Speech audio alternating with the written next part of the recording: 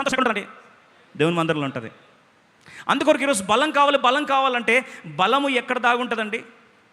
యెహోవా యందు ఆనందించడంలో దాగుంటుంది. కాబట్టి నీకు బలం కావాలంటే మొదటిగా యెహోవా యందు ఏం చేయాలి? నువ్వు ఆనందించాలి. ఆ సంతోషం నీకు దొరకాలంటే ఎక్కడ రావాలి?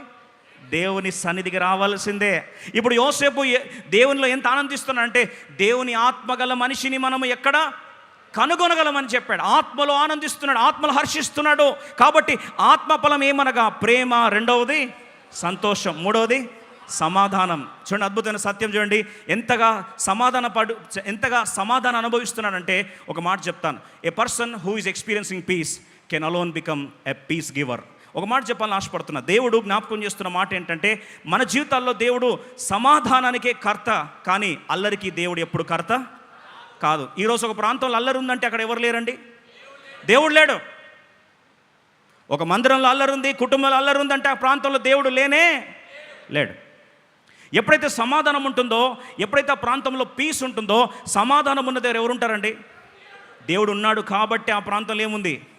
సమాధానం ఉంది. ఈరోజు ప్రశ్న అడుగుతున్నాను చూడండి. యోసేపు వెళ్తే పానదాయకుడు, భక్షదాయకుడు గుండెల్లో ఎటువంటి కలవరం ఉన్నా సరే వారిని వెంటనే సమాధానపరచడమే కాదు, వారిలో శాంతి సమాధానాలు నెలకొల్పాడు. చూడండి, శాంతి సమాధానాలు ఎంత నెలకొల్పాడంటే, పానదాయకుడు, భక్షదాయకుడు నిరీక్షణ లేకుండా రాత్రి కలవరం ఉండి టెన్షన్ పడిపోయి నైట్ మేర్ అయిపోయి ఆ కలభావం ఏంటని చెప్పి కలవరపడుతున్నప్పుడు వారిలో సమాధానం తీసుకొచ్చాడు. పోతిఫర్ ఇంట్లో కలవరం ఉంటే యోసేపు సమాధానం తీసుకొచ్చాడు. చివరికి ఫరో కూడా రాత్రి కల వచ్చి ఏం చేయాలో తోచక కలవరపడుతున్నప్పుడు ఆ కలభావము చెప్పడమే కాదు, భవిష్యత్తు ఏమవుతుందని చెప్పి కలవరపడుతున్నప్పుడు భవిష్యత్తు గురించి నిరీక్షణ ఇచ్చి సమాధానం ఇచ్చాడు. ఒక మాటలో చెప్పాలంటే, యోసేపు ఎక్కడుంటే అక్కడ సమాధానం.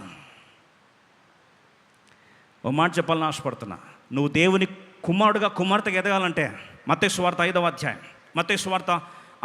9వ చదువుదాం.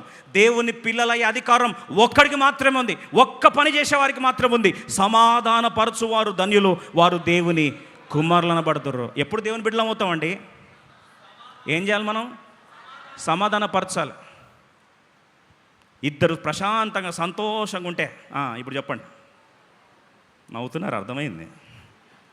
మన కళ్ళు అస్సలు ఒక ఫ్యామిలీ హ్యాపీగా ఉన్నారనుకోండి, పెళ్ళి ఏం చేయాలా? కిరోసిన్ ఎంత చీల్చాలా? ఇల్లు సమాధానంగా ఉంటే నచ్చదు, ఇద్దరు ప్రశాంతంగా ఉంటే నచ్చదు, మందిరం సమాధానంగా ఉంటే ఏంటి పట్టించుకుంటారు లేదా మిమ్మల్ని? అవునా, లైన్లో నిలబడాలా? నీ మనసులో ఏంది ఆశ? ప్రశాంతంగా ఉన్న వాళ్ళని ఏం చేయాలి? చెప్పండి. చెడగొట్టాలా? కళ్ళు ఊడతాయి మనకు. బైబిల్ సెలవిస్తుంది, సమాధానపరచువారు ధన్యులు, వారు దేవుని కుమారులను పడతారు. ఇద్దరు గొడవలు చేసుకుంటా ఉంటే మీరు పోయి ఏం చేయాలి? WWFలో ఏం చేస్తారు? గొడవ చేస్తా ఉంటే ఇద్దరు మధ్యలో గెలిచారని చెప్పి డిక్లరేషన్ ఇవ్వడం కాదు, నువ్వు మస్తు పోరాడినావు అక్క, నువ్వు మస్తు కొట్టినావు అక్క కాదు. ఇద్దరిని ఏం చేయాలా? చెప్పరేంటండి? సమాధానపరచ. భార్య భర్తలు పెద్ద పంచాయతీ అయిందనుకో ఏమనాలి? నాకు తెలుసు, ఆ రోజే అనుకున్నా నేను, ఏ రోజు కానీ చెప్పలేకపోయినాను. శుభమా అంటే ఆ రోజు చెప్పకూడదు కదా. ఆ రోజు నాకు తెలుసు ఇది ఇట్లా అవుతుంది పంచాయతీ అని. మరి ఆ రోజు తెలిసినావు ఏం చేసినావు నువ్వు? ఆ రోజు ఇద్దరిని ఏం చేయాలండి? చెప్పరేంటి? కలపాల, సమాధానపరచాల, చెడగొట్టడం కాదు, లేనిది చెప్పి సాడీలు చెప్పి ఉన్నోళ్ళని చీల్చుడు కాదు. యోసేపు ఏం చేశాడండి? సమాధానపరిచాడు. సహోదరులు ఏం చేశాడు? సమాధానపరిచాడు. ఫరోని ఏం చేశాడు? సమాధానపరిచాడు. ఆత్మఫలం ఏమనగా ప్రేమ, సంతోషం, సమాధానం, దీర్ఘశాంతం. ఎంత